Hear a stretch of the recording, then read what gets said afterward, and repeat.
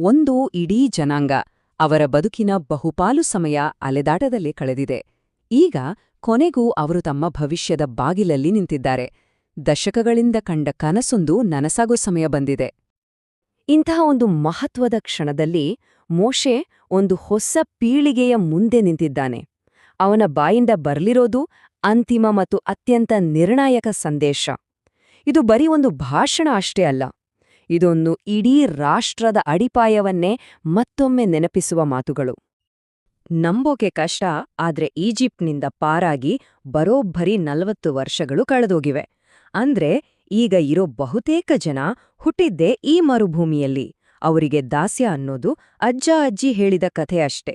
ಆದ್ರೆ ಈಗ ಅವರು ಕೇಳಿರೋ ಮಾತುಗಳು ಅವು ಕೇವಲ ಇತಿಹಾಸವಲ್ಲ, ಅವರ ಭವಿಷ್ಯವನ್ನೇ ರೂಪಿಸ್ಲಿವೆ. ಸರಿ, ಈ ಸಂದೇಶದ ಮೂಲ ಯಾವುದು ಅಂತ ತಿಳ್ಕೋಬೇಕಾದ್ರೆ ನಾವು ಸ್ವಲ್ಪ ಸಮಯ ಹಿಂದೆ ಹೋಗೋಣ. ಸುಮಾರು 40 ವರ್ಷಗಳ ಹಿಂದೆ ಹೋರೇಬ್ ಪರ್ವತದಲ್ಲಿ ನಡೆದ ಆ ಒಂದು ರೋಚಕ ಘಟನೆಯತ್ತ. ಹೌದು, ಇದೇ ಪರ್ವತಕ್ಕೆ ಸಿನಾಯಿ ಅಂತಾನೂ ಕರೀತಾರೆ. ಅಲ್ಲೇನಾಯ್ತು ಅನ್ನೋದಕ್ಕೆ ಮೋಶೆಯ ಮಾತುಗಳೇ ಸಾಕ್ಷಿ. ಆ ಅನುಭವ ಎಷ್ಟು ವಿಶಿಷ್ಟ, ಅಷ್ಟೇ ಭಯಾನಕವಾಗಿತ್ತು ಅಂತ ಅವನ ಮಾತುಗಳಲ್ಲೇ ಗೊತ್ತಾಗುತ್ತೆ. ಅದು ಬರಿಯೊಂದು ಧ್ವನಿ ಆಗಿರ್ಲಿಲ್ಲ, ಅದೊಂದು ಇಡೀ ಬ್ರಹ್ಮಾಂಡದ ಶಕ್ತಿಯ ಪ್ರದರ್ಶನದಂತಿತ್ತು. ಹಿಂದೆಂದೂ ಯಾರೂ ಕೇಳದ, ಊಹಿಸದ ಒಂದು ದೈವಿಕ ಸಂವಾದ ಅದು. ಒಂದು ಕ್ಷಣ ಆ ದೃಶ್ಯವನ್ನ ಕಲ್ಪನೆ ಮಾಡ್ಕೊಳ್ಳೋಣ. ಇಡೀ ಪರ್ವತವೇ ನಡುಗ್ತಿದೆ. ಆಕಾಶದಲ್ಲಿ ಗುಡುಗು ಮಿಂಚುಗಳ ಆರ್ಭಟ. ಪರ್ವತದ ತುದಿ ಹೊಗೆ ಮತ್ತು ದಟ್ಟ ಕತ್ತಲೆಯಿಂದ ಆವೃತವಾಗಿದೆ. ಅಂಥ ವಾತಾವರಣದಲ್ಲಿ ಕತ್ತಲೆಯಿಂದ ಒಂದು ಧ್ವನಿ ಕೇಳಿಬರುತ್ತೆ. ಇಂಥ ಒಂದು ದೃಶ್ಯ ನೋಡಿದ ಜನರಿಗೆ ಭಯ ಆಗದೇ ಇರುತ್ತಾ? ಅವರು ತತ್ತರಿಸೋಗ್ತಾರೆ. ದೇವರು ನೇರವಾಗಿ ನಮ್ಜೊತೆ ಮಾತಾಡಿದ್ರೆ ನಾವು ಸತ್ತೇ ಹೋಗ್ತೀವಿ, ನೀನೇ ನಮ್ಗೋಸ್ಕರ ಮಾತಾಡು ಮೋಶೆ ಅಂತ ಬೇಡ್ಕೊಳ್ತಾರೆ.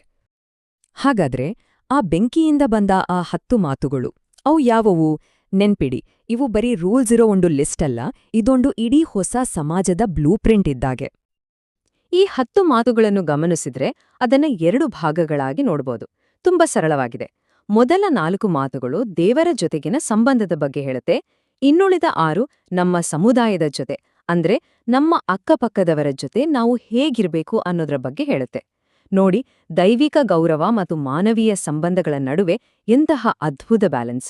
ನಿಜ ಹೇಳ್ಬೇಕಂದ್ರೆ ಇದೇ ತತ್ವಗಳು ಮುಂದೆ ಜಗತ್ತಿನ ಎಷ್ಟೋ ಕಾನೂನುಗಳಿಗೆ, ನೈತಿಕ ವ್ಯವಸ್ಥೆಗಳಿಗೆ ಸ್ಫೂರ್ತಿಯಾದವು. ಇದರಲ್ಲೇ 4ನೇ ಆಜ್ಞೆ ಅಂದ್ರೆ ಸಬ್ಬತ್ ತುಂಬಾನೇ ವಿಶೇಷ. ಯಾಕಂದ್ರೆ ಇದು ಬರೀ ಒಂದು ದಿನ ರಜೆ ತಗೊಳ್ಳೋದಲ್ಲ. ಯೋಚ್ನೆ ಮಾಡಿ, ಈಜಿಪ್ಟ್ನಲ್ಲಿದ್ದಾಗ ಆ ಜನರಿಗೆ ವಿಶ್ರಾಂತಿ ಅನ್ನೋದೇ ಇರ್ಲಿಲ್ಲ. ಅಂತ್ಯವೇ ಇಲ್ಲದ ದುಡಿಮೆ ಅಷ್ಟೇ. ಆದ್ರೆ ಸಬ್ಬತ್ ಅದು ಸ್ವಾತಂತ್ರ್ಯದ ಸಂಕೇತ. ಸೃಷ್ಟಿಯ ನಂತರ ದೇವರು ವಿಶ್ರಾಂತಿ ಪಡೆದ ಹಾಗೆ ಮನುಷ್ಯನಿಗೂ ಒಂದು ಪವಿತ್ರ ವಿರಾಮ ಬೇಕು ಅನ್ನೋದು ಇದ್ರ ಅರ್ಥ. ಇದು ಒಂಥರ ಘನತೆಯ ಸಂಕೇತ. ಇನ್ನು ಕೊನೆಯ ಆಜ್ಞೆ 10ನೇದು, ಇದು ತುಂಬಾನೇ ಮುಖ್ಯ. ಯಾಕಂದ್ರೆ ಇದು ನಮ್ಮ ಹೊರಗಿನ ಕೆಲ್ಸಗಳ ಬಗ್ಗೆ ಮಾತಾಡಲ್ಲ, ಬದಲಿಗೆ ನಮ್ಮ ಮನಸ್ಸಿನೊಳಗಿನ ಆಲೋಚನೆಗಳ ಬಗ್ಗೆ ಮಾತಾಡುತ್ತೆ. ಕೊಲೆ, ಕಳ್ಳತನ, ಈ ಥರದ ಎಲ್ಲಾ ಕೆಟ್ಟ ಕೆಲ್ಸಗಳಿಗೂ ಮೂಲ ಎಲ್ಲಿದೆ ಗೊತ್ತಾ? ಅದು ನಮ್ಮ ಮನಸ್ಸಲ್ಲಿ ಹುಟ್ಟೋವ ದುರಾಶೆ. ಆ ಒಂದು ಆಸೆ ಶುರುವಾದಾಗ್ಲೇ ಹೃದಯ ವಿಷಪೂರಿತ ಆಗುತ್ತೆ ಅನ್ನೋದು ಇದರ ಸಾರ. ಸರಿ, ಈ ಕಾನೂನುಗಳ ಬಗ್ಗೆ ನೋಡಿದ್ವಿ.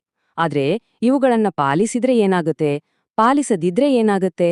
ಮೋಶೆ ಕೇವಲ ನಿಯಮಗಳನ್ನಷ್ಟೇ ಹೇಳಲಿಲ್ಲ, ಬದಲಿಗೆ ಆ ಜನರ ಮುಂದೆ ಒಂದು ಸ್ಪಷ್ಟವಾದ ಆಯ್ಕೆಯನ್ನೇ ಇಟ್ಟ. ಆತನ ಮಾತುಗಳನ್ನ ಕೇಳಿ, ನೋಡಿ, ಇಂದು ನಾನು ನಿಮ್ಮ ಮುಂದೆ ಆಶೀರ್ವಾದ ಮತ್ತು ಶಾಪವನ್ನು ಇಡುತ್ತೇನೆ. ಎಷ್ಟು ನೇರವಾದ ಮಾತು ಅಲ್ವಾ? ಇದು ಸುಮ್ನೆ ಒಂದು ಸಲಹೆ ಅಲ್ಲ, ಇದು ಜೀವನ ಮತ್ತು ಮರಣದ ನಡುವಿನ ಒಂದು ಆಯ್ಕೆ. ಅವರು ಅಂದು ತೆಗೆದುಕೊಳ್ಳುವ ನಿರ್ಧಾರ ಕೇವಲ ಅವರನ್ನಷ್ಟೇ ಅಲ್ಲ, ಅವರ ಮುಂದಿನ ಪೀಳಿಗೆಯ ಭವಿಷ್ಯವನ್ನೇ ನಿರ್ಧರಿಸುತ್ತೆ. ಆಯ್ಕೆ ತುಂಬಾನೇ ಸ್ಪಷ್ಟವಾಗಿತ್ತು. ಒಂದು ಕಡೆ ಆಶೀರ್ವಾದ, ಇನ್ನೊಂದು ಕಡೆ ಶಾಪ. ಆಜ್ಞೆಗಾನ ಪಾಲಿಸಿದ್ರೆ ಸಮೃದ್ಧಿಯಾದ ಬೆಳೆ, ಶತ್ರುಗಳ ಮೇಲೆ ಗೆಲುವು ಮತ್ತು ಆ ದೇಶದಲ್ಲಿ ದೀರ್ಘಕಾಲದವರೆಗೂ ಬದುಕು. ಆದರೆ ಪಾಲಿಸಿದ್ದಿದ್ರೆ ಕ್ಷಾಮ, ರೋಗರುಜಿನಗಳು, ಸೋಲು ಮತ್ತು ಕೊನೆಗೆ ಆ ದೇಶದಿಂದಲೇ ಗಡಿಪಾರು. ಪರಿಣಾಮಗಳು ಅಷ್ಟೇ ವಿನಾಶಕಾರಿಯಾಗಿದ್ವು. ಇದೆಲ್ಲದರ ನಂತರ ಮೋಶೆಯ ಭಾಷಣ ಒಂದು ಭಾವನಾತ್ಮಕ ಘಟ್ಟಕ್ಕೆ ಬಂದು ತಲುಪುತ್ತೆ. ಅವನ ಜೀವನದ ಕೊನೆಯ ಘಟ್ಟ ಅದು. ತನ್ನ ಜನರಿಗೆ ಅವನು ಮಾಡುವ ಮನವಿ ನಿಜಕ್ಕೂ ಹೃದಯಸ್ಪರ್ಶಿಯಾಗಿದೆ. ಅವನ ಅಂತಿಮ ಮಾತುಗಳು ಇವು: ನಾನು ನಿಮ್ಮ ಮುಂದೆ ಜೀವ ಮತ್ತು ಮರಣವನ್ನು ಇಟ್ಟಿದ್ದೇನೆ, ಜೀವವನ್ನೇ ಆರಿಸಿಕೊಳ್ಳಿ. ಎಂಥ ಶಕ್ತಿಯುತ ಮಾತು! ಈ ಕಾನೂನುಗಳು ಕೇವಲ ನಿಯಮಗಳಲ್ಲ, ಅವು ಜೀವಕ್ಕೆ ದಾರಿಯಂತ ಅವನು ಒತ್ತಿ ಹೇಳ್ತಾನೆ. ಅಂದ್ರೆ ಈ ಆಜ್ಞೆಗಳನ್ನ ಪಾಲಿಸೋದು ಅಂದ್ರೆ ಬರೀ ದೇವರಿಗೆ ವಿಧೇಯರಾಗಿರೋದು ಅಂತಲ್ಲ, ಅದು ತಮ್ಗಾಗಿ ಮತ್ತು ತಮ್ಮ ಮುಂದಿನ ಸಂತತಿಗಾಗಿ ಬದುಕನ್ನ ಆಯ್ಕೆ ಮಾಡಿಕೊಂಡ ಹಾಗೆ. ಹಾಗಾದ್ರೆ ಇದೆಲ್ಲದರ ಕೊನೆಯಲ್ಲಿ ನಮ್ಗೆ ಒಂದು ಆಳವಾದ ಪ್ರಶ್ನೆ ಮೂಡುತ್ತೆ. ಬೆಂಕಿಯ ಮಧ್ಯದಿಂದ ಮರೆಯೋಕೆ ಆಗ್ದಂಥ ಒಂದು ಘಟನೆಯಿಂದ ಹುಟ್ಟಿದ ಈ ಕಾನೂನುಗಳ ನಿಜವಾದ ಶಕ್ತಿ ಏನು? ಅದರ ಪ್ರಭಾವ ಇಂದಿಗೂ ಶಾಶ್ವತವಾಗಿರಲು ಕಾರಣವಾದ್ರೂ ಏನು? ಒಮ್ಮೆ ಯೋಚನೆ ಮಾಡಿ, ನಮ್ಮ ಮುಂದಿನ ಭವಿಷ್ಯ ನಮ್ಮ ಕಣ್ಣೆದುರಿಗೆ ಇದೆ. ಆದರೆ ಆ ಭವಿಷ್ಯವನ್ನು ಕಟ್ಟಿಕೊಟ್ಟ ನಾಯಕನಿಗೆ ಮಾತ್ರ ಅದರಲ್ಲಿ ಪ್ರವೇಶವೇ ಇಲ್ಲ. ಇದು ಮೋಶೆಯ ಕತೆ. ತನ್ನ ಜೀವನದ ಕೊನೆಯ ಕ್ಷಣಗಳಲ್ಲಿ ಒಂದು ಹೊಸ ಪೀಳಿಗೆಯ ಮುಂದೆ ನಿಂತು ತಾನು ಕಲಿತ ಪಾಠಗಳನ್ನೆಲ್ಲ ತಿಳಿಸ್ತಿದ್ದಾನೆ. ಇದು ಕೇವಲ ಒಂದು ಭಾಷಣ ಅಲ್ಲ, ಬದಲಿಗೆ ಇದೊಂದು ಅಂತಿಮ ತೀರ್ಪಿನ ಕತೆ. ಈ ಕಥೆಯ ತಿರುಳೇ ಇಲ್ಲಿದೆ ನೋಡಿ. ಒಂದು ತಲೆಮಾರು ಭಯದಿಂದಾಗಿ ಸೋತೋಯ್ತು, ಆದರೆ ಮುಂದಿನ ತಲೆಮಾರು ಅದೇ ಕಷ್ಟದ ಮರುಭೂಮಿಯ ಬೆಂಕಿಯಲ್ಲಿ ಗಟ್ಟಿಯಾಗಿ ಬೆಳೆದು ನಿಂತಿದೆ. ಹಾಗಾಗಿ ಇದು ಕೇವಲ ಇತಿಹಾಸದ ಒಂದು ಘಟನೆ ಅಲ್ಲ, ಇದೊಂದು ಎಚ್ಚರಿಕೆ ಮತ್ತು ಅದೇ ಸಮಯದಲ್ಲಿ ಒಂದು ದೊಡ್ಡ ಭರವಸೆಯ ಕಥೆಯೂ ಹೌದು. ಸರಿ, ಹಾಗಿದ್ರೆ ಈ ಕಥೆಯ ಆಳಕ್ಕೆ ಇಳಿಯೋಣ. ಇದು ಕೇವಲ ಘಟನೆಗಳ ಒಂದು ಪಟ್ಟಿಯಷ್ಟೇ ಅಲ್ಲ. ಮೋಶೆ ಇಲ್ಲಿ ಒಬ್ಬ ತಂದೆಯ ಸ್ಥಾನದಲ್ಲಿ ನಿಂತು ತನ್ನ ಮಕ್ಕಳಿಗೆ ಅವರ ಭವಿಷ್ಯಕ್ಕೆ ಅಡಿಪಾಯ ಹಾಕುವಂಥ ಒಂದು ಕಥೆಯನ್ನ ಹೇಳ್ತಿದ್ದಾನೆ. ಇದರ ಉದ್ದೇಶವಾದರೂ ಏನು? ಬನ್ನಿ ನೋಡೋಣ. ಆ ದೃಶ್ಯವನ್ನೊಮ್ಮೆ ಮನಸ್ಸಲ್ಲಿ ತಂದುಕೊಳ್ಳಿ. 40 ವರ್ಷಗಳ ಸುದೀರ್ಘ ಕಠಿಣ ಪ್ರಯಾಣ ಮುಗಿದಿದೆ. ಭರವಸೆಯ ನಾಡು ಕಣ್ಣೆದುರಿಗೆ ಕಾಣಿಸ್ತಿದೆ. ಆದರೆ ಮೋಶೆಗೆ ಅಲ್ಲಿಗೆ ಹೋಗೋ ಹಾಗಿಲ್ಲ. ಅವನು ಅದನ್ನ ನೋಡಬಲ್ಲ ಅಷ್ಟೇ, ಮುಟ್ಟೋಕೆ ಸಾಧ್ಯವಿಲ್ಲ. ಆ ವೈಯಕ್ತಿಕ ನೋವಿನ ಮಧ್ಯದಲ್ಲೂ ಅವನ ಸಂಪೂರ್ಣ ಗಮನ ಇರೋದು ಮುಂದಿನ ಪೀಳಿಗೆಯ ಮೇಲಷ್ಟೇ. ಅವರ ಇಡೀ ಪ್ರಯಾಣವನ್ನ ನಾವು 3 ಮುಖ್ಯ ಹಂತಗಳಾಗಿ ನೋಡಬಹುದು. ಮೊದಲನೇದು ಈಜಿಪ್ಟ್ನಿಂದ ಸಿಕ್ಕ ಸ್ವಾತಂತ್ರ್ಯ, ಎರಡನೇದು ಹೋರೆಬ್ ಪರ್ವತದಲ್ಲಿ ಸಿಕ್ಕ ಕಾನೂನು ಮತ್ತು ಮೂರನೇದು ಕ್ಯಾಡೆಶ್ ಬರ್ನಿಯಾದಲ್ಲಿ ಎದುರಾದ ಅವರ ನಂಬಿಕೆಯ ಅಂತಿಮ ಪರೀಕ್ಷೆ. ಇದೇನು ಸಣ್ಣ ಗುಂಪಿನ ಪಯಣ ಆಗಿರ್ಲಿಲ್ಲ. ಸುಮಾರು 6 ಲಕ್ಷ ಪುರುಷರು, ಜೊತೆಗೆ ಅವರ ಕುಟುಂಬಗಳು. ಅಂದ್ರೆ ಒಂದು ಇಡೀ ದೇಶವೇ ಕಾಲ್ನಡಿಗೆಯಲ್ಲಿ ಮರುಭೂಮಿಯಲ್ಲಿ ಚಲಿಸ್ತಿತ್ತು ಅಂದ್ರೆ ತಪ್ಪಾಗಲ್ಲ. ಈ ಬೃಹತ್ ಸಂಖ್ಯೆಯೇ ಅವರು ಎದುರಿಸಿದ ಸವಾಲುಗಳು ಎಷ್ಟೊಂದು ದೊಡ್ಡದಾಗಿತ್ತು ಅನ್ನೋದನ್ನ ತೋರಿಸುತ್ತೆ. ಇಲ್ಲಿಂದನೇ ಒಂದು ರೀತಿ ಪ್ಯಾಟರ್ನ್ ಶುರು ಆಗುತ್ತೆ. ಒಂದ್ ಕಡೆ ದೈವಿಕ ಮಾರ್ಗದರ್ಶನ, ಇನ್ನೊಂದ್ ಕಡೆ ಮಾನವನ ದಂಗೆ. ಕೈಯಲ್ಲಿ ದೇವರ ನಿಯಮಗಳನ್ನಿಟ್ಟುಕೊಂಡೇ ಅವರ ಕಣ್ಣು ಮಾತ್ರ ಚಿನ್ನದ ಕರುವಿನ ಮೇಲಿತ್ತು. ಈಗ ನಾವು ಬರ್ತಿದ್ದೀವಿ ಇಡೀ ಪೀಳಿಗೆಯ ತಲೆಬರಹವನ್ನೇ ಬರೆದ ಆ ಒಂದು ಘಟನೆಗೆ, ಕಾದೇಶಿನಲ್ಲಿ ನಡೆದ ಆ ದೊಡ್ಡ ಸೋಲಿಗೆ. ನಿಜ ಹೇಳ್ಬೇಕಂದ್ರೆ ಇದು ಅವರ ಗೆಲುವಿನ ಕೊನೆಯ ಹಂತ ಆಗ್ಬೇಕಿತ್ತು. ಯೋಜನೆ ತುಂಬಾ ಸರಳವಾಗಿತ್ತು. ಹೋಗಿ ದೇಶವನ್ನು ನೋಡಿ ವರದಿ ತಂದು ಅದನ್ನ ಗೆಲ್ಬೇಕು ಅಷ್ಟೇ. ಆದ್ರೆ ಆ ವರದಿಯೇ ಎಲ್ಲವನ್ನೂ ತಲೆಕೆಳಗು ಮಾಡಿದ್ದು. ಇಲ್ನೋಡಿ, ಒಂದೇ ಘಟನೆ, 2 ಬೇರೆ ಬೇರೆ ದೃಷ್ಟಿಕೋನಗಳು. ಇಡೀ ಜನಾಂಗದ ಮುಂದೆ 2 ಆಯ್ಕೆಗಳನ್ನ ಇಡ್ಲಾಯ್ತು. ಒಂದು ಕಡೆ ಸಮೃದ್ಧಿಯ ವರದಿ, ಇದು ನಂಬಿಕೆ ದಾರಿ. ಇನ್ನೊಂದು ಕಡೆ ಎತ್ತರದ ಗೋಡೆಗಳು ಮತ್ತು ದೈತ್ಯರ ವರದಿ, ಇದು ಭಯದ ದಾರಿ. ಅವರು ಮಾಡಿದ ಆಯ್ಕೆ ಅವರ ಭವಿಷ್ಯವನ್ನ ಬರಿತು. ಜನರ ಪ್ರತಿಕ್ರಿಯೆ ಏನಾಗಿತ್ತು ಗೊತ್ತಾ? ಅದು ಕೇವಲ ನಿರಾಶೆಯಾಗಿರಲಿಲ್ಲ, ಅದೊಂದು ದಂಗೆಯ ಕೂಗಾಗಿತ್ತು. ಅವರು ನಂಬಿಕೆಯನ್ನ ಬಿಟ್ಟು ಭಯವನ್ನೇ ಆರಿಸ್ಕೊಂಡ್ರು. ದೇವರ ವಾಗ್ದಾನವನ್ನೇ ತಿರಸ್ಕರಿಸಿದ್ರು. ಕೊನೆಗೆ ಸ್ವಾತಂತ್ರ್ಯದ ಬಾಗಿಲಲ್ಲೇ ನಿಂತು ಗುಲಾಮಗಿರಿಯ ಚೆನ್ನಾಗಿತ್ತು ಅಂತ ಕೂಗಾಡಿದ್ರು. ಆ 40 ದಿನಗಳ ಅಪನಂಬಿಕೆಗೆ ಅವರು ತೆತ್ತ ಬೆಲೆ ಎಷ್ಟು ಗೊತ್ತಾ? ಬರೋಬ್ಬರಿ 40 ವರ್ಷಗಳ ಅಲೆಮಾರಿ ಜೀವನ.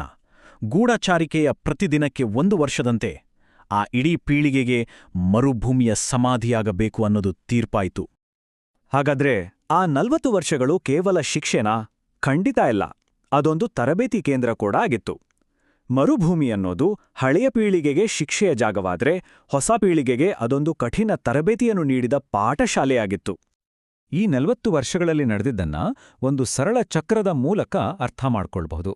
ಮೊದಲ ಹಂತ ದೂರು, ಎರಡನೇ ಹಂತ ಪರಿಣಾಮ, ಮೂರನೇ ಹಂತ ಅದ್ಭುತವಾದ ಪೂರೈಕೆ. ಇದೇ ಚಕ್ರ ಮತ್ತೆ ಮತ್ತೆ ತಿರುಗುತ್ತಾ ಅವರಿಗೆ ಸಂಪೂರ್ಣವಾಗಿ ದೇವರ ಮೇಲೆ ನಂಬಿಕೆ ಇಡುವುದನ್ನು ಕಲಿಸಿತು. ಈ ಚಕ್ರಕ್ಕೆ ಕೆಲವು ಉದಾಹರಣೆಗಳನ್ನ ನೋಡೋಣ. ಊಟ ಇಲ್ಲ ಅಂತ ಗೋಣಿಗಿದಾಗ ಆಕಾಶದಿಂದ ಮನ್ನಾ ಬಂತು. ಕುಡಿಯೋಕೆ ನೀರಿಲ್ಲ ಅಂದಾಗ ಬಂಡೆಯಿಂದ ನೀರು ಹರಿಯಿತು. ವಿಷಸರ್ಪಗಳು ಕಚ್ಚಿದಾಗ ಕಂಚಿನ ಸರ್ಪವನ್ನು ನೋಡಿದವರು ಬದುಕುಳಿದ್ರು. ಪ್ರತಿಯೊಂದು ಬಿಕ್ಕಟ್ಟೂ ಕೂಡ ದೇವರ ಮೇಲಿನ ಅವಲಂಬನೆಯನ್ನು ಕಲಿಸುವ ಒಂದು ಪಾಠವಾಗಿತ್ತು. ಬಹುಶಃ ಈ ಇಡೀ ಕಥೆಯಲ್ಲೇ ಅತ್ಯಂತ ನೋವಿನ ತಿರುವಂದ್ರೆ ಇದೇ ಇರಬೇಕು. ಇಡೀ ಜನಾಂಗಕ್ಕೆ ದಾರಿ ತೋರಿಸಿದ ಮೋಶೆ ತನ್ನದೇ ಕೋಪದ ಒಂದು ಕ್ಷಣದಲ್ಲಿ ಸೋತುಹೋದ. ಬಂಡೆಗೆ ಮಾತನಾಡು ಅನ್ನೋ ಆಜ್ಞೆ ಇದ್ರೂ ಕೋಪದಲ್ಲಿ ಅದನ್ನು ಹೊಡೆದ. ಆ ಒಂದು ಅಪನಂಬಿಕೆಯ ಕ್ರಿಯೆ ಅವನಿಗೂ ವಾಗ್ದತ್ತ ದೇಶದ ಬಾಗಿಲನ್ನು ಶಾಶ್ವತವಾಗಿ ಮುಚ್ಚಿಬಿಡ್ತು. ಹೀಗೆ 40 ವರ್ಷಗಳ ಕೊನೆಯಲ್ಲಿ ಅವರು ಕೇವಲ ಹೇಗೋ ಬದುಕುಳಿದವರಾಗಿರಲಿಲ್ಲ. ಗುಲಾಮರಾಗಿ ಹೊರಟಿದ್ದ ಒಂದು ಜನಾಂಗ ಈಗ ಯುದ್ಧಕ್ಕೆ ಸಿದ್ಧವಾದ ಗಟ್ಟಿಯಾದ ಒಂದು ಸೈನ್ಯವಾಗಿ ಮಾರ್ಪಟ್ಟಿತ್ತು. ಆ ಮರುಭೂಮಿ ಅವರನ್ನ ಮುಂಬರುವ ವಿಜಯಕ್ಕಾಗಿ ಸಿದ್ಧಪಡಿಸಿತು. ಇಲ್ಲಿಗೆ ಮೋಶೆಯ ಕಥೆಯ ಫ್ಲಾಶ್ಬ್ಯಾಕ್ ಮುಗಿಯುತ್ತೆ. ಈಗ ಆತ ವರ್ತಮಾನಕ್ಕೆ ಬರ್ತಾನೆ. ಅಂದ್ರೆ ಭೂತಕಾಲದಿಂದ ಭವಿಷ್ಯದ ಕಡೆಗೆ ತನ್ನ ದೃಷ್ಟಿಯನ್ನು ತಿರುಗಿಸ್ತಾನೆ. ಇತಿಹಾಸದ ಪಾಠ ಮುಗಿದಿದೆ, ಈಗ ಆದೇಶ ನೀಡುವ ಸಮಯ. ಹಾಗಾದ್ರೆ ಇಷ್ಟೆಲ್ಲ ಇತಿಹಾಸ ಹೇಳಿದ್ರ ಹಿಂದಿನ ಉದ್ದೇಶವಾದ್ರೂ ಏನೋ? ತುಂಬಾ ಸಿಂಪಲ್. ಭೂತಕಾಲದ ತಪ್ಪುಗಳಿಂದ ಪಾಠ ಕಲೀರಿ, ಇಲ್ಲದಿದ್ರೆ ಭವಿಷ್ಯದಲ್ಲಿ ಅದನ್ನೇ ಮತ್ತೆ ಮಾಡುತ್ತೀರಿ. ಇದೇ ಮೋಶೆಯ ಮುಖ್ಯ ಸಂದೇಶವಾಗಿತ್ತು. ಆ 40 ವರ್ಷಗಳ ಅನುಭವದ ಸಾರಾಂಶವನ್ನ ಮೋಶೆ ಕೆಲವು ಮುಖ್ಯ ಆದೇಶಗಳಲ್ಲಿ ಹಿಡಿದಿಟ್ಟ. ದೇವರನ್ನ ಪೂರ್ಣ ಹೃದಯದಿಂದ ಪ್ರೀತಿಸಿ, ಆತನ ಮಾತನ್ನ ಮಾತ್ರ ಕೇಳಿ, ದೇಶದಿಂದ ವಿಗ್ರಹಗಳನ್ನ ಓಡಿಸಿ ಮತ್ತು ಮುಖ್ಯವಾಗಿ ಮರುಭೂಮಿಯಲ್ಲಿ ಕಲಿತ ಪಾಠಗಳನ್ನ ಎಂದಿಗೂ ಮರೆಯಬೇಡಿ. ಇದುವೇ ಅವರ ಬದುಕಿನ ಮಾರ್ಗದರ್ಶಿಯಾಗಿರಬೇಕಿತ್ತು. ಮತ್ತು ಇಲ್ಲಿಗೆ ಒಂದು ಯುಗಾಂತ್ಯವಾಗುತ್ತೆ. ಅಧಿಕಾರದ ಹಸ್ತಾಂತರ ನಡೆಯುತ್ತೆ. ಮೋಶೆಯ ಯುಗ ಮುಗಿದು ಯೆಹೋಶುವನ ಯುಗ ಶುರುವಾಗುತ್ತೆ. ಒಬ್ರು ದಾರಿ ತೋರಿಸಿದ್ರೆ ಇನ್ನೊಬ್ಬರು ಆ ದಾರಿಯಲ್ಲಿ ನಡೆದು ಜಯಿಸಲು ಸಿದ್ಧರಾದ್ರು. ಮೋಶೆ ತನ್ನ ಮಾತನ್ನ ಮುಗಿಸಿದು ಈ ಒಂದು ಅಂತಿಮ ನೇರವಾದ ಸವಾಲಿನೊಂದಿಗೆ. ಆತ ಅವರ ಮುಂದೆ 2 ದಾರಿಗಳನ್ನ ಇಟ್ಟ. ಒಂದು ಜೀವಕ್ಕೆ, ಇನ್ನೊಂದು ಮರಣಕ್ಕೆ. ಒಂದು ಆಶೀರ್ವಾದಕ್ಕೆ, ಇನ್ನೊಂದು ಶಾಪಕ್ಕೆ. ಅವರ ಆಯ್ಕೆಯೇ ಅವರ ಭವಿಷ್ಯವನ್ನ ನಿರ್ಧರಿಸಬೇಕಿತ್ತು. ಈ ಪ್ರಶ್ನೆ ಇಂದಿಗೂ ಅಷ್ಟೇ ಪ್ರಸ್ತುತ ಅಲ್ವಾ? ಮುಂದೆ ಇಂಥ ಆಯ್ಕೆಗಳು ಬಂದಾಗ ನಾವು ಏನನ್ನ ಆರಿಸ್ಕೊಳ್ತೇವೆ?